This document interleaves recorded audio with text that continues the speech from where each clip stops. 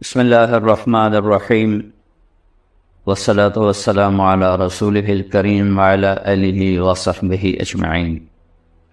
رمضان المبارک کا آخری جمعہ ہے۔ چاروں جمعوں کے فرض ہونے میں فضیلت میں کوئی فرق نہیں، جیسے پہلا جمعہ فرض ایسے ہی آخری جمعہ فرض۔ جو پہلے جمعے کا اجر ہے وہی آخری کا ہے، لیکن چونکہ اس کے بعد رمضان کا اختتام ہوتا ہے، جمعہ آگے شوال میں چلا جاتا ہے، تو ماشاءاللہ لوگ اس کا زیادہ اہتمام کرتے ہیں، شوق سے تشریف لاتے ہیں۔ فرض ہونے کے لحاظ سے سارے برابر ہیں۔ رمضان المبارک میں شیطان قید ہو جاتا ہے، جس کی وجہ سے نمازیں بھی بڑھ جاتے ہیں، روزہ رکھنے والے بھی ہوتے ہیں، قرآن پڑھنے والے بھی ہوتے ہیں، ذکر کرنے والے بھی ہوتے ہیں۔ بہت سے لوگ رشوت نہیں لیتے کہ رمضان آ گیا ہے، بہت سے لوگ ملاوٹ نہیں کرتے رمضان آ گیا ہے۔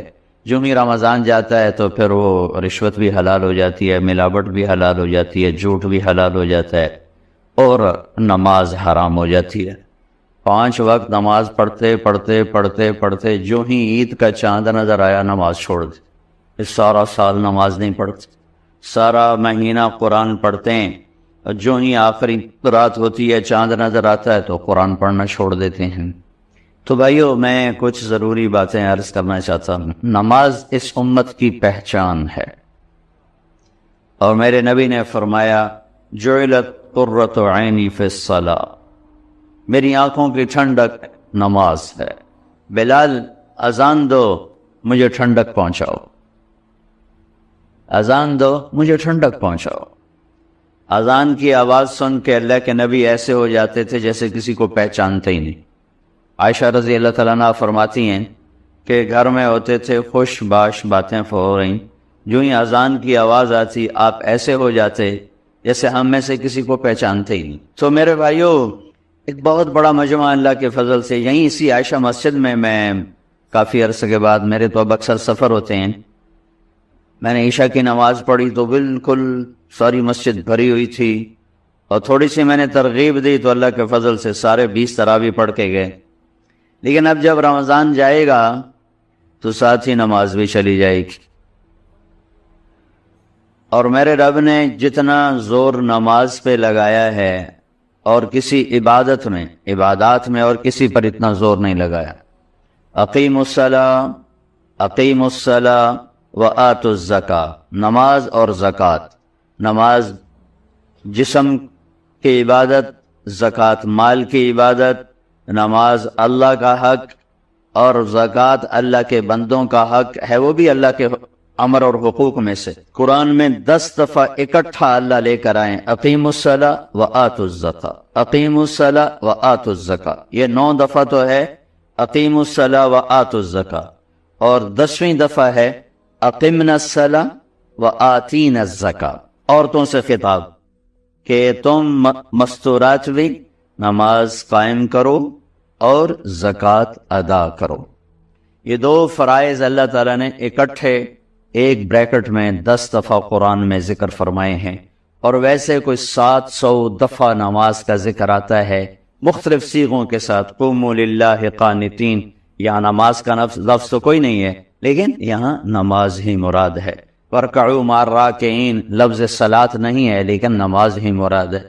واسجد، یہ نماز ہی مراد ہے۔ تو الخاشعین والخاشعات، القانتین والقانتات، یہاں بھی نماز ہی مراد ہے۔ تتجافى جنوبهم عن المضاجع يدعون ربهم خوفا وطمعا، یہاں بھی نماز ہی مراد ہے۔ تو لفظ صلاۃ، الصلاۃ، یہ تو کوئی 67 دفعہ قرآن میں آیا ہے، لیکن نماز کا تذکرہ صراحتاً، اشارتاً، کنایتاً کوئی 700 دفعہ قرآن میں موجود ہے۔ اتنا تکرار کسی کا بھی نہیں، کسی بندگی کا نہیں۔ اور میرے نبی جب دنیا سے تشریف لے جا رہے تھے، اور جاتے ہوئے ہر آدمی اپنے اندر کی بات کہہ کے جاتا ہے، اور اپنی ساری محنت کا خلاصہ، میرے والد صاحب میری گود میں انتقال ہوا تو چند باتیں انہوں نے فرمائیں جو ان کی زندگی کا نچوڑ تھیں، تو جو مجھے یاد کرنے کی ضرورت نہیں کہ وہ نقش ہو گئیں، لکھنے کی ضرورت نہیں کہ کہیں بعد میں بھول نہ جاؤں، وہ نقش ہو گئیں کہ جاتا ہوا آدمی کبھی خیانت نہیں کرتا، وہ ہمدردی کے ساتھ کہتا ہے اور اپنی آخری درجے کی ہمدردی اس کے اندر ہوتی ہے. اس لیے نصیحت اور وصیت. وصیت مرنے، حالانکہ وہ بھی نصیحت ہوتی ہے، مرنے والا وصیت اور زندہ نصیحت دونوں ایک چیز ہیں، لیکن جو درد اور جو خلوص مرنے والے کے دل میں ہوتا ہے وہ زندہ کے دل میں نہیں ہوتا. آپ دنیا سے تشریف لے جا رہے ہیں، آج آخری دن ہے، 12 ربیع الاول ہے، 7 جون ہے، 11 ہجری ہے، 633 عیسوی ہے، گرم دوپہر ہے جون کی، اور جبریل آ کے عرض کرتے ہیں کہ یا رسول اللہ، موت کا فرشتہ دروازے پر ہے، اندر آنے کی اجازت چاہتے. تو آپ نے فرمایا آ جائیں. آپ کی اجازت سے اندر آئے اور آ کر کہا السلام علیکم یا رسول اللہ. پھر کہا یا رسول اللہ، میں نے آج تک کسی کو سلام نہیں کیا، آپ پہلی ہستی ہیں جنہیں میں سلام پیش کر رہا ہوں. پھر کہنے لگا یا رسول اللہ، میں آج تک کسی سے پوچھ کے اندر نہیں آیا، آپ پہلی ہستی ہیں. اللہ نے فرمایا تھا بن پوچھے نہ جانا، اور اللہ نے فرمایا تھا آنا چاہیں لے آنا، رہنا چاہیں چھوڑ کے واپس آ جانا. عیش ما شئت. میرے حبیب، جتنا آپ زندہ رہنا چاہتے ہیں آپ کو اجازت ہے. ہاں ایک ضرور ہے، فَإِنَّكَ مَيِّتٌ، موت آپ کو آئے گی. اس سے صرف آپ کا اللہ پاک ہے، باقی سب کے لیے موت ہے. كُلُّ مَنْ عَلَيْهَا فَانٍ كُلُّ نَفْسٍ ذَائِقَةُ الْمَوْتِ كُلُّ شَيْءٍ هَالِكٌ إِلَّا وَجْهَهُ إِنَّكَ مَيِّتٌ وَإِنَّهُمْ مَيِّتُونَ. موت سب کو آتی ہے، صرف اللہ پاک ہے اس. تو آپ نے فرمایا اچھا اگر میں تمہیں اجازت دے دوں تو میری جان نکال لو گے؟ کہا جی نکال لوں. پھر آپ نے جبریل کو دیکھا، تم کیا کہتے؟ جبریل بولے یا رسول اللہ، اللہ آپ کی ملاقات کے شوق میں ہیں. اللہ اکبر. تو آپ نے فرمایا پہلے واپس جاؤ، اللہ سے پوچھ کے آؤ میرے بعد میری امت کے ساتھ کیا کریں گے. مجھے میرے رب کی عزت کی قسم، میرے نبی یہ سوال نہ اٹھاتے تو آج پاکستان بندر خنزیروں سے بھرا ہوتا. آج عرب کے دیس، عجم کے دیس، ہم سب کوئی انسان نظر آتا، ورنہ ہماری اللہ سے کیا رشتہ داری، اللہ کی ہم سے کیا رشتہ داری. بیچ میں ایک ہستی ہیں جنہوں نے اللہ کے ایسے عذابوں کو روک دیا. ایک مچھلی کھائی تھی بنو اسرائیل نے اور اللہ تعالیٰ نے بندر بنا دیا. عیسیٰ علیہ السلام کے معجزے کو دیکھ کر انکار کیا، اللہ نے خنزیر بنا دیا.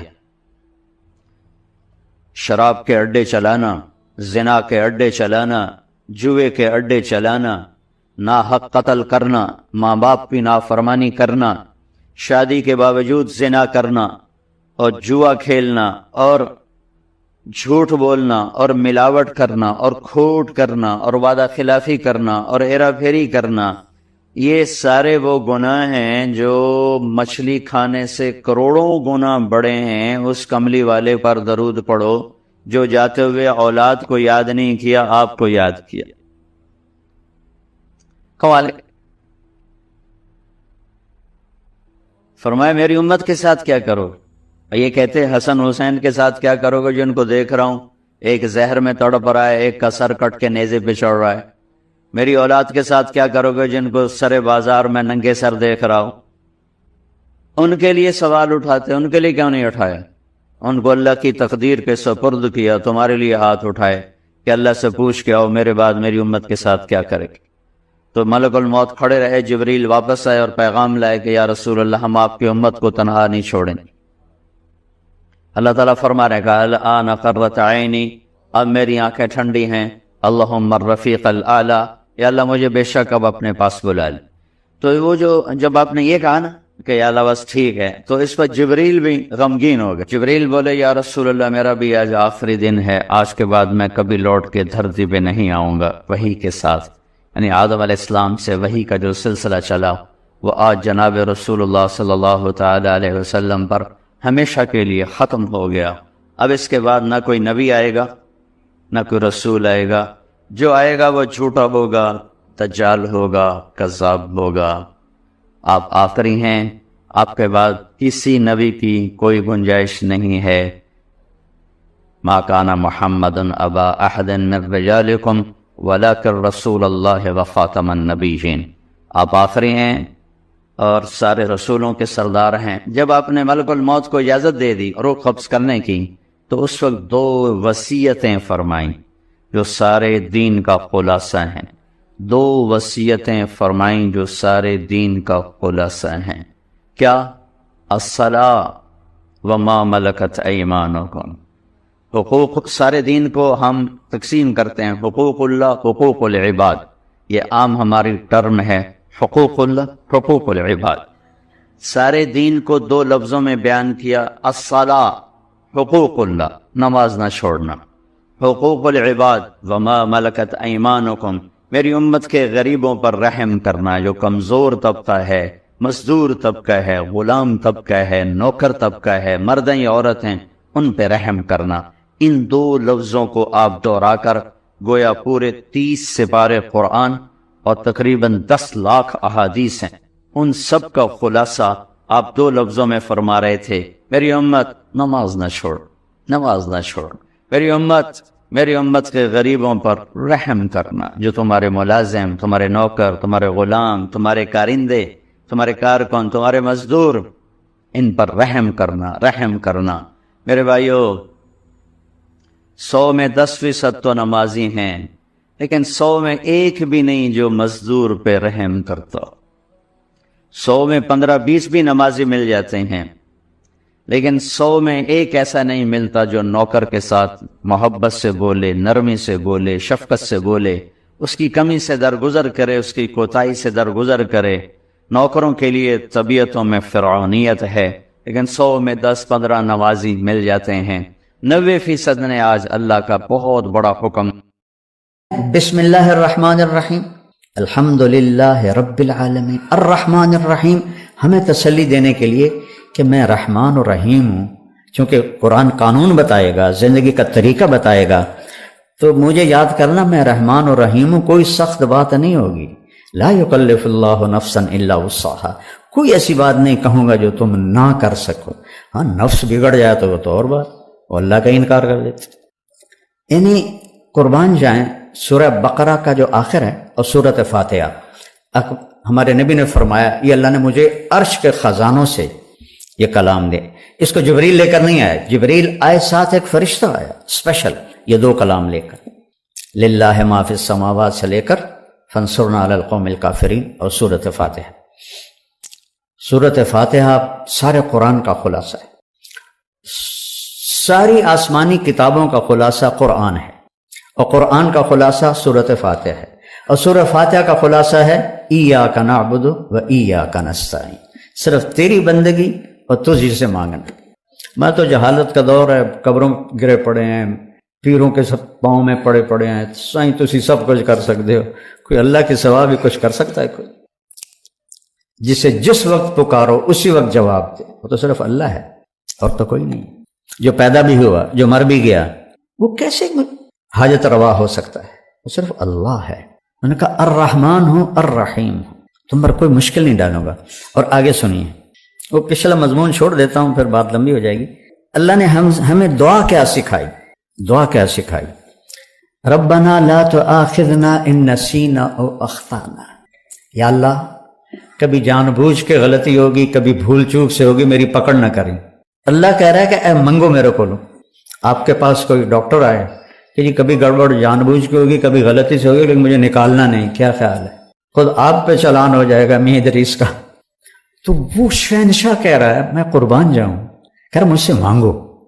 پیچھے جو مضمون ہے نا، اس میں ہے اطاعت کا حکم ہے، سمعنا و اطعنا، یا اللہ مان لیا، سر جھکا لیا. تو اب اس میں کوئی مشکل نہ ہو تو اللہ کہہ رہا ہے منگو. لا تؤاخذنا ان نسینا او اخطانا. مواخذہ ہوتا ہے کہ پوچھ گچھ بھی نہ کرے، پوچھ گچھ کر کے چھوڑ دے اس کو، وہ مواخذہ میں آ جاتا ہے، وہ پکڑ میں آ جاتا ہے. لا تؤاخذنا، یا اللہ نہ پوچھی تو نہ بلاویں. ان نسینا، کبھی بھول کے ہوگا، او اخطانا، کبھی خطا ہوگی، جان بوجھ کے ہوگی. بتاؤ یہ شرط کے ساتھ کوئی کہیں نوکری کر سکتا؟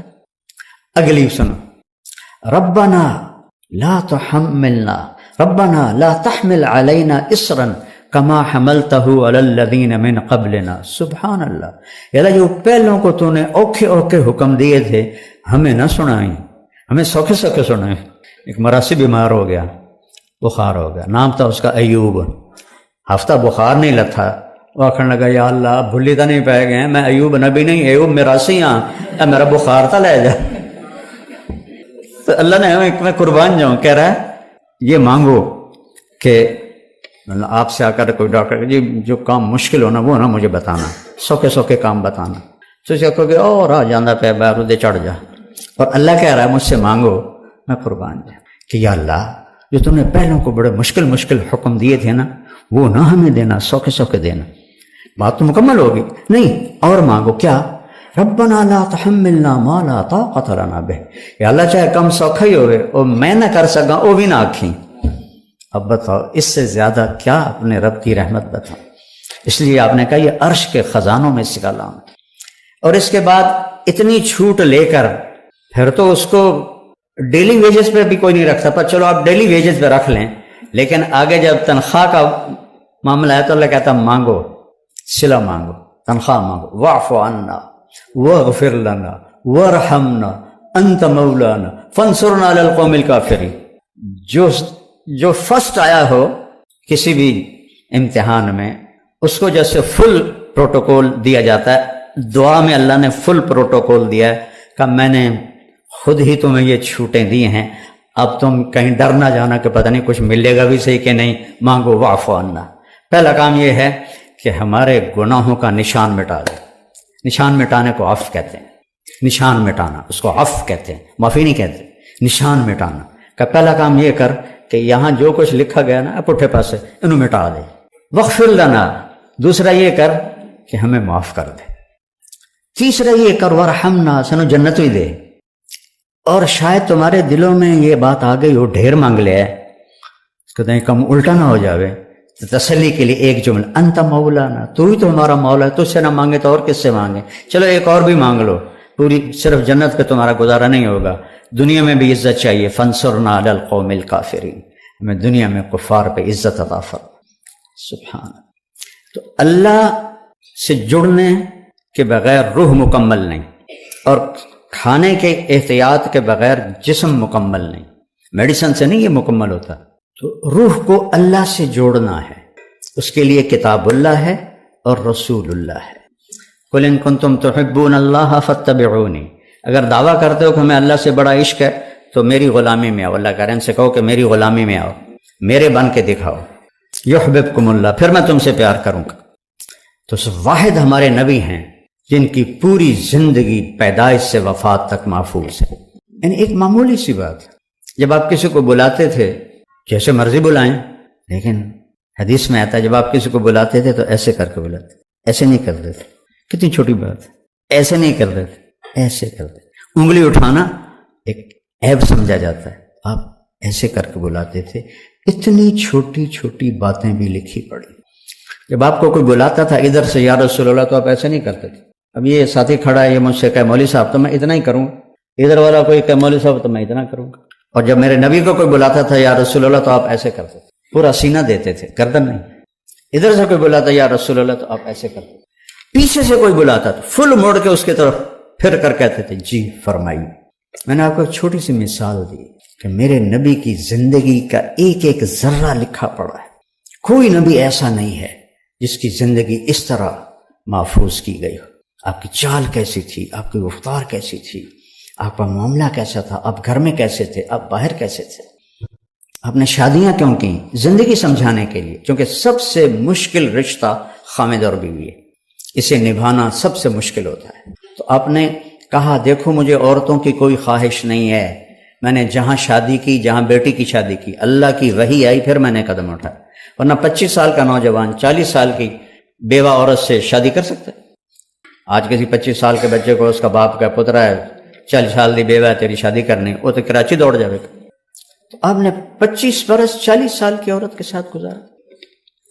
جب ان کا انتقال ہوا، آپ کی عمر 50 سال ہوئی تو 10 شادیاں کر لی. زندگی سمجھائی، گھر میں زندگی میاں بیوی کا نباہ بڑا مشکل ہوتا ہے، چونکہ یہ خونی رشتہ نہیں ہوتا ہے، ایک بول پہ بنتا ہے ایک بول پہ ٹوٹتا ہے.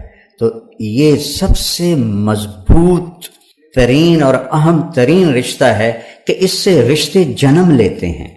یہ پہلا رشتہ آدم و حوا کا قائم ہوا، خامد اور بیوی کا قائم ہوا. اللہ نال 3-4 پتر بھی بنا کے دے دیندا، وہ کڑی مشکل ہے، کن فیکون ہی کرنا ہے نہیں. اولاد پہلے ماں باپ، پہلے میاں بیوی بنایا، پھر اولاد بھی. اور عجب میرے نبی کی شان ہے، جب وہ نکاح ہو گیا نا جنت میں تو اللہ نے کہا مہر دو، آدم ہوا کو مہر دو. مہر کیا چیز ہے؟ یہ کسی کی بیٹی کی قیمت نہیں ہے، چاہے جھونپڑی والا ہو چاہے محل والا ہو.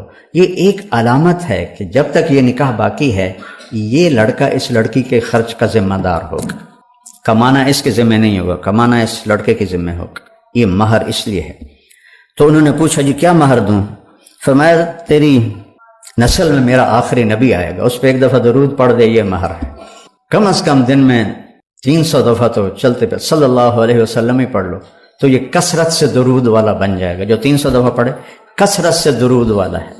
اور جو کثرت سے درود پڑھتے ہیں اس کی تو کوئی حد نہیں، لیکن 300 سے وہ کثیر میں آ جاتا ہے، جیسے 33 نمبر سے پاس ہونے والوں میں آ جاتا ہے. آپ نے کہا میں ان کی شفاعت کروں گا قیامت کے دن. اپنے نبی کو پڑھو، ان کی زندگی پڑھیں. کسی بھی علم سے انسان نہیں بنتا سوائے علم نبوت اور در رسالت پر سر جھکانے کے بغیر انسان نہیں بنتا ہے. ایک دفعہ ایک بدو آیا، کہنے لگا محمد آپ کبھی بدتمیزی کا جواب بدتمیزی سے نہیں دیتے. ہم کہا لبیک، ورنہ آپ کہتے ہو میں نبیوں کو منہ سنبھال کے بات کر. لبیک. کہا تیری 3 باتیں بڑی عجیب ہیں، سمجھ نہیں آتی. آپ نے کہا کیا؟ تو کہتا ہے ہم پیو دادے کا دین چھوڑ کے تیرا دین قبول کر لیں گے. کیوں؟ ہم کیوں چھوڑیں گے؟ اچھا اور؟ تو کہتا ہے روم بھی فتح ہو جائے گا، ایران بھی فتح ہو جائے گا، اے جڑے بیٹھے ہوں اے فتح کرن گے، کپڑے پورے نہیں، جتی کوئی نہیں، روٹی کوئی نہیں، انہیں فتح کرنا ہے، یعنی سپر پاور ایران اور روم. ہم کہا اچھا اور؟ تیسرا تو کہتا ہے مر جائیں گے، مٹی ہو جائیں گے، پھر اٹھ جائیں گے. بل آج تک کوئی قبریں سے اٹھی کے آیا؟ تو آپ مسکرائے. آپ نے کہا لعل الحیات تطول بک. جس کو بھی آپ نے یہ جملہ بولا اس کی عمر بڑی لمبی ہوئی. آپ نے کہا لگتا ہے تیری عمر لمبی ہوگی، تو ایک دن تو دیکھے گا یہ سارا عرب میرا کلمہ پڑھے گا، اور ایک دن تو دیکھے گا روم اور ایران فتح ہو کے مدینے میں آئیں گے. اور باقی رہے گی تیسری بات مر کے اٹھنے کی. تیرا یہاں سے ہاتھ پکڑوں گا اور تجھے یاد دلاؤں گا. تیسری گل ہوگی کہ نہیں ہوگی؟ وہ کہنے لگا میں نہیں مانتا، واپس چلا گیا. تو جب فتح مکہ ہوا سارا عرب کلمہ پڑ گیا. کہنے لگا بھائی ایک گل تو ہو گئی، حضرت عمر کے زمانے میں روم بھی فتح ہو گیا، ایران بھی فتح ہو گیا. کہنے لگا بھلیا لوکا دوئی بھی ہوگی کہ جائیں 3 نہ ہو جائے، چل جا کے کلمہ پڑھ. تو اپنے گاؤں چھوڑ کے آیا. حضرت عمر کا دور تھا اور اس نے کلمہ پڑھا. وہ جب کبھی حضرت عمر کی مجلس میں آتا تو حضرت عمر کھڑے ہو جاتے. وہ 22 لاکھ مربع میل کا حکمران اور عمر جس کو دیکھ کے شیطان بھی راستہ بدل لیتا ہے. تو سارے لوگ بڑے حیران ہوتے ہیں، معمولی جہاں بندہ ہے یہ دباس سے امیر المومنین کھڑو جانے کی چکر ہے. تو ایک دن وہ فرمانے لگے میں تمہاری آنکھوں میں سوال دیکھتا ہوں کہ میں اس کے لیے کیوں کھڑا ہوتا ہوں. جس دن یہ مجلس میں آیا تھا اس دن میں بھی اس مجلس میں موجود تھا. تو اسے میرے نبی نے کہا تھا قیامت کے دن تیرا ہاتھ پکڑ کے یاد دلاؤں گا. اور اس دن جس کا ہاتھ میرے نبی نے پکڑ لیا جنت میں پہنچائے بغیر نہیں چھوڑیں. تو ایدکل تا سرٹیفکیٹ ہے جنت دا، اس لیے میں اس کی عزت کرتا ہوں. تو اپنے ہاتھ چھڑا لو اور حبیب کے ہاتھ میں ہاتھ دے دو، اپنی زندگی پہ ٹھپا لگا لو محمدی صلی اللہ علیہ وسلم. تو پھر ہوگا لقد خلقنا الانسان فی احسن تقویم، کہ ہم نے انسان کو بہترین مخلوق پیدا فرمایا ہر لحاظ سے، بشرط ہے کہ یہ 2 باتیں اس کے اندر ہوں. اور پھر جیسے جسم میلا ہو جاتا ہے تو ہم نہا لیتے ہیں. تو اگر روح پہ کوئی داغ لگ جائے تو اللہ نے کہا کوئی مسئلہ نہیں، توبہ کرو میں معاف کر دوں گا. جتنی دفعہ توبہ ٹوٹے توبہ کر لو میں صاف کر دوں گا، نشانی مٹا دوں گا. آخری یا ایھا الذین، قرآن میں 89 دفعہ آیا ہے یا ایھا الذین آمنو. آخری جو آیا ہے 28ویں پارے میں یا ایھا الذین آمنو توبوا الی اللہ توبۃ نصوحا عسیٰ ربکم ان یکفر عنکم سیئاتکم. اپنے رب کی بارگاہ میں توبہ کرتے رہو. جب بھی توبہ کرو گے تمہارے گناہوں کو نشان بھی دھو کے رکھ دے گا، تکفیر صاف کر دینا. ایک مطلب اس کا یہ بھی. اور پھر خود حدیث میں فرمایا میرے نبی نے کہ اللہ کہتا ہے یا ابن آدم لو بلغت ذنوبک عنان السماء، میرا بندہ تو اتنے گناہ کر کے آسمان کی چھت کو پہنچا دے. کوئی کر سکتا ہے؟ آسمان تو آج تک دیکھا ہی نہیں گیا. اور ناممکن بات کی میرے اللہ نے، حدیث قدسی ہے، اتنے گناہ کر عورت یا مرد کہ آسمان کی چھت کو لگا دے، پھر آدھی زبان سے کہ یا اللہ معاف کر، تو میں سارے معاف کر دوں گا، ولا ابالی کا مجھے پرواہ کوئی نہیں۔ کیوں پرواہ کوئی نہیں؟ کہ تمہارے گناہوں سے میں چھوٹا نہیں ہوتا، تمہاری نیکی سے میں بڑا نہیں ہوتا، تو تم اتنے بھی گناہ کر کے توبہ کرنے آؤ گے تو میں معاف کر دوں۔ تو روح کو دھونے کا بھی انتظام ساتھ ہے، داغ دھبے تو لگیں گے، آخر ہم نفس کے پتلے ہیں۔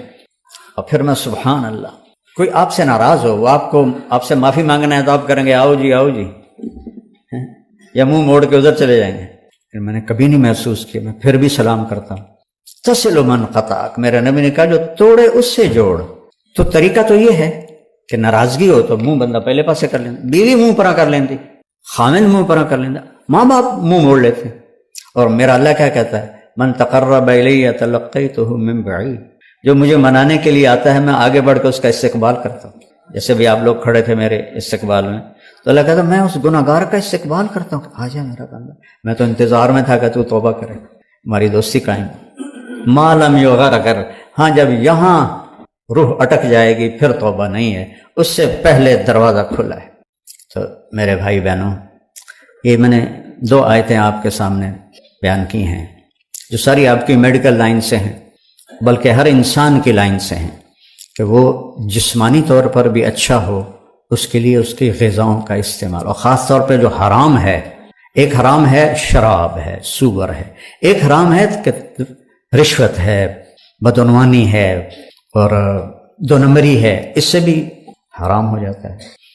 یہ جسم کو کبھی بھی پنپنے نہیں دیتے، حرام کھا کے کبھی کسی کی نسل نہیں بنی نہ سنوری۔ ایجوکیٹ کریں اپنے آپ کو بھی، اپنے مریضوں کو بھی، اور اس روح کو اللہ سے جوڑیں قرآن کے ذریعے اور نبی کی سیرت کے ذریعے۔ قرآن کو پڑھیں، اس کا ترجمہ پڑھیں، مکی صورتوں کو پڑھیں، اللہ مجھ سے کیا چاہتا ہے، اللہ کیا کہتا ہے۔ قریش نے کہا، آخری بات کر رہا، یار ہمیں تو اپنی پیڑھیاں یاد ہیں، کیونکہ ان کو اپنی پیڑھیاں